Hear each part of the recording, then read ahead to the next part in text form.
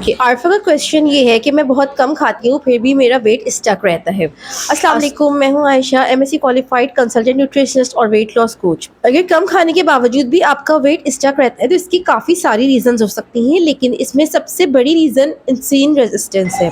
चाहे आप कम खा रहे हैं, लेकिन आपकी डाइट में अगर ऐसी चीज़ें मौजूद हैं जिससे आपका ब्लड शुगर लेवल बढ़ता है और उसकी वजह से आपके ब्लड में इंसुलिन लेवल बढ़ा रहता है, तो आप वेट लॉस नहीं कर सकते। इस बात को समझना बहुत ज़रूरी है कि अगर आप कोई भी कार्बोहाइड्रेट बेस्ड फूड लेते हैं तो आपका ब्लड शुगर लेवल बहुत तेज़ी के साथ बढ़ जाता है। मेरे पास बहुत सारी ख़वातीन आती हैं कि हम बहुत कम खा रहे हैं, हम डाइट कर रहे हैं, लेकिन उनका ब्रेकफास्ट में वो ब्रेड स्लाइसेस ले रही होती हैं या बिस्किट्स ले रही होती हैं या रस्क ले रही होती हैं। अब बाज़ाहिर तो ये नाश्ता बहुत ही हल्का सा है क्योंकि ये बहुत ही जल्दी से डाइजेस्ट भी हो जाएगा, लेकिन एक्चुअली जब आप ब्रेड स्लाइसेस या बिस्किट्स या रस्क ले रहे होते हैं तो उससे आपका ब्लड ग्लूकोज लेवल बहुत तेज़ी से स्पाइक करता है और आपकी इंसुलिन रेजिस्टेंस मज़ीद कॉम्प्लिकेटेड होती चली जाती है। ब्लड में इंसुलिन उस वक्त ज़्यादा होता है जब आपकी डाइट में शुगरी फूड बहुत ज़्यादा होता है या ऑयली फूड बहुत ज़्यादा होता है, या तो फिर आप कार्बोहाइड्रेट्स जैसे कि रोटी, राइस, चावल, ब्रेड, नूडल्स, इन चीज़ों का इस्तेमाल ज़्यादा कर रहे होते हैं। तो अगर आपका वेट स्टक है और कम नहीं हो रहा तो आपको चाहिए कि अपनी डाइट से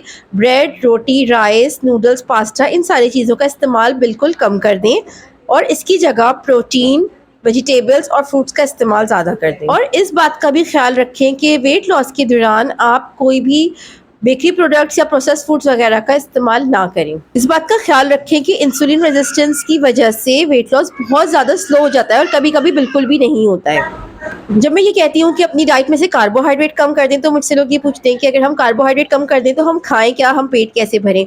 तो आप अपनी डाइट में प्रोटीन की क्वांटिटी को इंक्रीज़ करें, दालें ज़्यादा खाएं, चिकपीस या किडनी बीन्स खाएं।